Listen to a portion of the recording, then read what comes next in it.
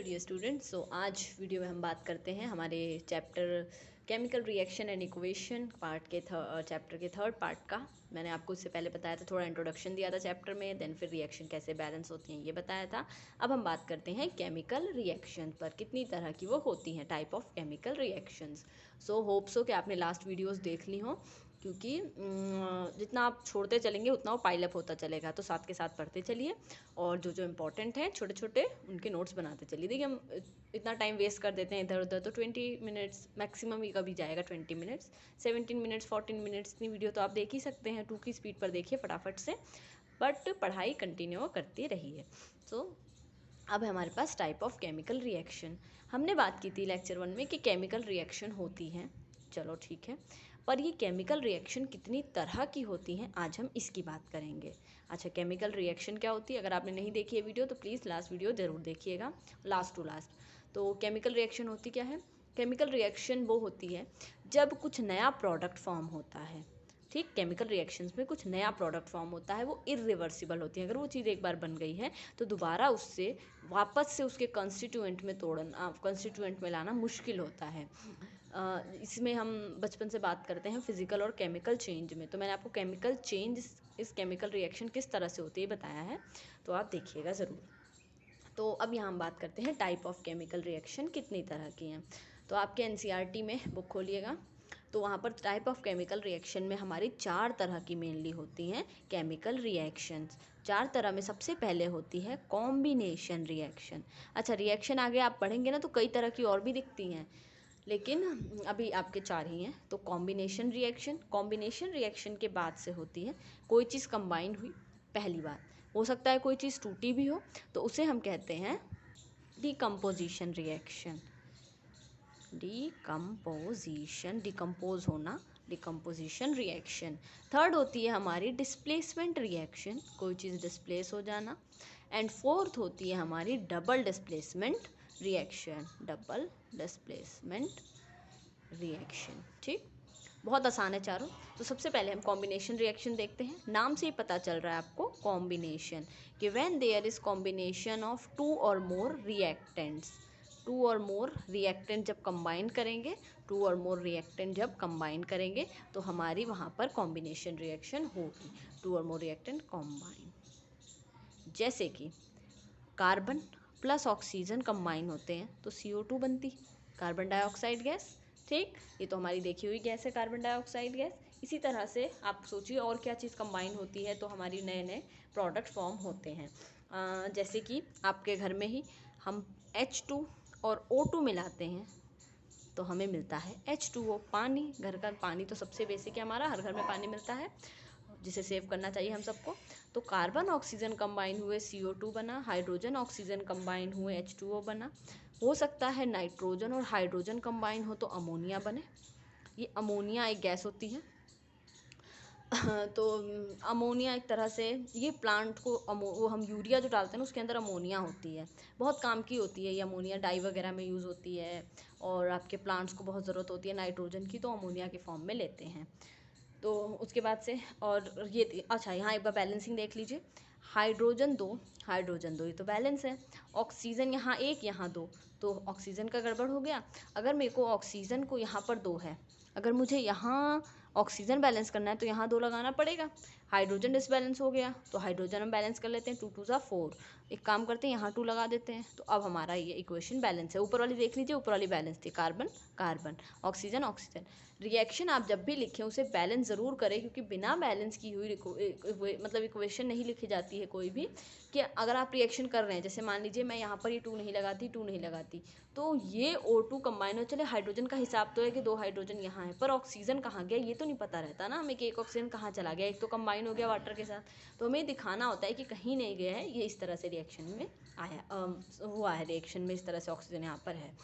Then उसके बाद से N2H2 कंबाइन होकर NH3 बना रहे हैं, तो इसको बैलेंस करते हैं। N यहाँ 1 है पर यहाँ 2 है, हाइड्रोजन यहाँ 3 है, यहाँ 2 है, तो 3 और 2 हाइड्रोजन का 6 बना लीजिए, इसे कर दीजिए 3 और इसे कर दीजिए 2, रिएक्शन बैलेंस।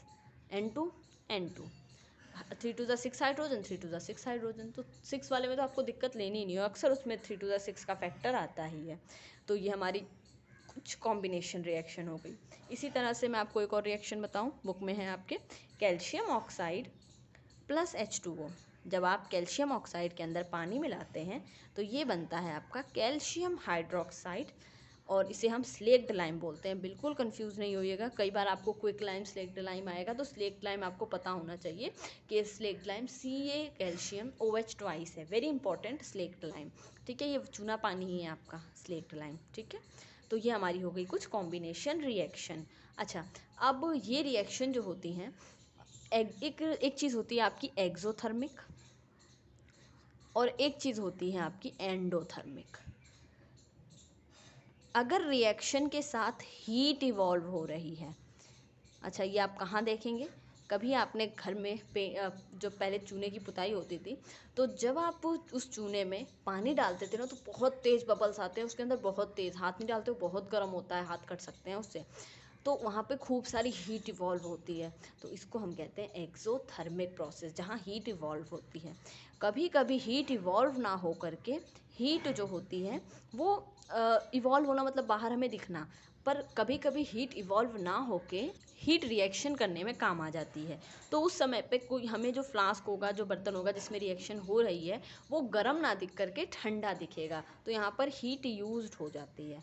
ठीक है, यहाँ हीट इवॉल्व होती है, इसमें हीट यूज़ हो जाती है, हीट यूज्ड इन रिएक्शन, और जो भी आपका फ्लास्क है जहाँ पे आप रिएक्शन कर रहे हैं वो ठंडा हो जाता है। तो इससे हमें पता चलता है कि ये जो है हमारी रिएक्शन एक्सोथर्मिक, अगर हीट इवॉल्व है तो, और अगर नहीं है तो एंडोथर्मिक है। तो एक्सोथर्मिक का एग्जांपल एक तो मैंने आपको बताया कि भाई हम जब चूने के अंदर पानी मिलाते हैं तो बहुत ज़ोर की बबल्स आते हैं, बहुत ज़ोर की ब्रिस्क एफर्वेसेंस होती है, तो उससे हमें पता चलता है कि ये जो रिएक्शन है इसके अंदर हीट बहुत ज़्यादा इवॉल्व हुई है। पर कभी कभी हीट इवॉल्व नहीं होती। अच्छा, दूसरा एग्जांपल अगर मैं कहूँ एक्सोथर्मिक रिएक्शन का कौन सा है, हम खाना जो खाते हैं, फूड खाते हैं, और जब फूड का डाइजेशन होता है तो साथ में एनर्जी भी तो निकलती है, तो इसे भी हम एक्सोथर्मिक कहेंगे। उसी एनर्जी से हम काम करते हैं, लिखते हैं, पढ़ते हैं, जो करना है करते हैं, डांस करते हैं, तो वो भी आपका एक्सोथर्मिक प्रोसेस होगा। एंडोथर्मिक में हीट यूज़ हो जाती है, कोई रिएक्शन खुद नहीं हो रही, हम उसे करा रहे हैं, तो वहाँ पर हीट यूज़ हो जाती है, ये भी आपको आगे देखने को मिलेगी। अब एक और जगह आप एक्सोथर्मिक प्लस आप कॉम्बिनेशन रिएक्शन देख सकते हैं, that is burning of natural gas. ये भी आपकी बुक में दिया हुआ है, बर्निंग ऑफ नेचुरल गैस। कितने करा दिए थे हमने यहाँ पर एग्जाम्पल, 1 2 3 4, पाँचवा देखते हैं हम यहाँ पर। तो बर्निंग ऑफ नेचुरल गैस, जो हमारी बर्निंग ऑफ नेचुरल गैस होती है, अच्छा ये बताइए सिलेंडर में कौन सी गैस होती है, पता है आपको, जो LPG हम कहते हैं वो कौन सी गैस होती है, सोचिए। अच्छा, नेचुरल गैस कौन सी गैस होती है, जो हमारे नेचर जो है ना उसके अंदर के जो चीज़ें होती हैं, अगर हम उन्हीं का यूज़ करें तो नेचुरल गैस कहलाती है। नेचुरल गैस जो होती है हमारी, उसमें हार्म नहीं करती है, वो बहुत ज़्यादा रेजिड्यू नहीं देती है, बचा, जैसे लकड़ी आप जलाते हैं तो लकड़ी जलने के बाद से राख काफ़ी सारी बच जाती है, उसके साथ साथ वो जो एशेस गई हवा के अंदर वो बहुत सारा पोल्यूशन कॉज करती है। तो नेचुरल गैस में ऐसा नहीं होता है, बहुत ही कम पोल्यूशन होता है। CNG भी आपकी नेचुरल गैस होती है, और LPG भी आपकी लिक्विफाइड पेट्रोलियम गैस होती है। तो ये सब नेचुरल गैसेस के अंडर आती हैं, ये आपका पोल्यूशन बहुत कम करती हैं, बहुत कम, एज़ कम्पेयर टू जो हम अदर यूज़ करते हैं, डीजल जलाते हैं या फिर लकड़ियाँ जलाते हैं, इस तरह से। तो नेचुरल गैस, हाँ सिलेंडर में मैं पूछी थी आपसे, सिलेंडर के अंदर होती है ब्यूटेन गैस। अभी आप चैप्टर 10 पढ़ेंगे ना, एल्केन, उसके अंदर आएगी ब्यूटेन, तो वो बताऊंगी मैं आपको उस टाइम पे। तो नेचुरल गैस, मीथेन सुना है आपने, मीथेन, इसे गोबर गैस भी कहते हैं। तो उनके अंदर जो हमारे ये होते हैं रूमिनेंट्स एनिमल, गाय भैंस, इनके जो अंदर मिथेनोजन नामक बैक्टीरिया होते हैं, वो क्या करते हैं, गोबर, जब इनका गोबर, आपके रूमिनेंट्स जो होते हैं, गाय भैंस वगैरह, इनका जो गोबर होता है इसके अंदर ये मिथेनोजन जो होते हैं ना, पूरा एकदम उसके ऊपर फीड करके उससे मीथेन प्रोड्यूस करते हैं, तो वही हम गोबर गैस प्लांट में यूज़ करते हैं। थोड़ा ये 12th में आपके कभी पढ़ा आगे बताऊँगी। तो इसके अंदर कोई भी चीज़ बर्न हो रही है तो उसके लिए ऑक्सीजन तो चाहिए, तो कभी भी यहाँ कोई भी हाइड्रोकार्बन हो, whether it is methane, ethane, butane, आगे आएगा आपको बताऊंगी तब मैं, यहाँ पे 2 ही प्रोडक्ट फॉर्म होता है, CO2 प्लस H2O और प्लस एनर्जी। इस एनर्जी से हम काम कर लेते हैं, CO2 हवा में उड़ जाती है, वाटर वेपर की फॉर्म में उड़ जाते हैं, तो यहाँ पर हमें मेन काम होता है इस एनर्जी का। तो इस एनर्जी का हम यूज़ कर लेते हैं। एनर्जी बैलेंस करने की ज़रूरत नहीं होती। वैसे देखिए रिएक्शन बैलेंस है कि नहीं है, C1 कोई दिक्कत नहीं, H4 है यहाँ पे और यहाँ H2 है, तो H में दिक्कत है, बाकी ऑक्सीजन यहाँ पर 3 है। तो ऑक्सीजन अगर बैलेंस करने होते हैं तो हमारा 3 2 का 6 वाला फैक्टर आता है हमेशा। तो यहाँ पर अगर मैं 3 कर दूँ, अच्छा 3 2 6 ऑक्सीजन, अच्छा उससे पहले हाइड्रोजन बैलेंस कर लेते हैं। यहाँ पर हाइड्रोजन 4 हैं और यहाँ हाइड्रोजन सिर्फ 2 हैं। अगर मैं यहाँ 2 लगा दूँ तो हाइड्रोजन बैलेंस। अब ऑक्सीजन पे आते हैं, 2 ऑक्सीजन यहाँ, 2 ऑक्सीजन यहाँ, 4 हो गए। और हमें ऑक्सीजन, अच्छा यहाँ पर 2 ही लगा दीजिए, फिर तो बैलेंस हो जाएगा, फिर क्या दिक्कत है, ठीक है। तो यह मीथेन थी, उसके साथ हमने यहाँ पे रिएक्शन कराई ऑक्सीजन की, CO2 और H2O फॉर्म हुआ। मीथेन के अंदर कार्बन एक, हाइड्रोजन यहाँ पर 4 थे, हाइड्रोजन यहाँ पर सिर्फ 2 थे, तो मैंने यहाँ 2 लगा दिया, 2 2 4, उस हिसाब से ऑक्सीजन बैलेंस हो गई, 2 यहाँ पर 2 यहाँ पर, ठीक है। कभी कभी 6 वाला फैक्टर जो होता है, मतलब मोस्ट ऑफ द टाइम आपको देखने को मिलेगा, पर अगर नहीं है तो आप ज़बरदस्ती 6 नहीं लाइए, फिर तो जब 2 दूनी 4 में काम हो रहा है तो हम क्यों 6 एक्स्ट्रा लाएँ। तो ये हो गई हमारी बर्निंग ऑफ नेचुरल गैस। अच्छा एक और मैं आपको बताती हूँ, रेस्पायरेशन जानते हैं हम, जो प्लांट्स जो होते हैं ना, प्लांट्स खूब सारी मेहनत करके, आपने छठी सातवीं में पढ़ा है, फोटोसिंथेसिस करते हैं। फोटोसिंथेसिस करके वो ग्लूकोज बनाते हैं क्लोरोफिल की प्रेजेंस में, तो आप लोगों ने छठी सातवीं में पढ़ा ही होगा। तो ग्लूकोज बनाते हैं। अच्छा हम प्लांट को खाते हैं तो इनडायरेक्टली हम वो ग्लूकोज स्टोर करते हैं अपनी बॉडी में एनर्जी के लिए, एनर्जी में ये हमारी बॉडी के अंदर स्टोर रहता है। अच्छा अब ये ग्लूकोज एनर्जी देता कैसे है, तो होता क्या, इस ग्लूकोज का फॉर्मूला होता है C6H12O6, ठीक, 6 दूनी 12, फिर वापस से 6, C6H12O6। इसकी हम जब रिएक्शन कराते हैं, अभी मैंने आपको बताया बर्निंग के लिए हमें क्या चाहिए, ऑक्सीजन हमेशा। तो यहाँ पर सेम प्रोडक्ट होता है, यहाँ पर C6H12O6 ऑक्सीजन के साथ जब बर्न करता है तो यहाँ निकलती है CO2, वाटर और साथ में एनर्जी। इसी एनर्जी से मैं यहाँ लिख रही हूँ, आप सुन रहे हैं और बाकी हमारे डेली लाइफ के काम हो रहे हैं। तो ये जो रिएक्शन है ये भी अभी बैलेंस नहीं है, चेक करते हैं कैसे बैलेंस होगी। यहाँ देखिए कार्बन 6 है, कार्बन 1 है, तो सबसे पहले कार्बन बैलेंस कर दें, कार्बन बैलेंस हो गया। हाइड्रोजन को देखते हैं, हाइड्रोजन 12 है, हाइड्रोजन सिर्फ 2 हैं, तो हाइड्रोजन बैलेंस कर देते हैं। अच्छा अब ऑक्सीजन देखते हैं, ऑक्सीजन 6 2 8 है, यहाँ देखते हैं 6 दूनी 12 और 6 6 12, 12 ऑक्सीजन, और यहाँ पर सिर्फ हमारी 6 थी और 2 यहाँ पर थी, यानी 8 थी। तो अगर मुझे इसे 12 करना है तो 6 इधर और आ जाएँ तो ऑक्सीजन मेरी बैलेंस हो जाएगी। सॉरी शायद मैंने काउंटिंग में गड़बड़ कर दी, फिर से देखते हैं। यहाँ पे कार्बन 6 थे, कार्बन 6, हाइड्रोजन 12 थे, हाइड्रोजन 6 2 12, ऑक्सीजन यहाँ 6 और 2 8 थे, यहाँ ऑक्सीजन 6 दूनी 12 प्लस 6 यानी कि 18 ऑक्सीजन है यहाँ पर।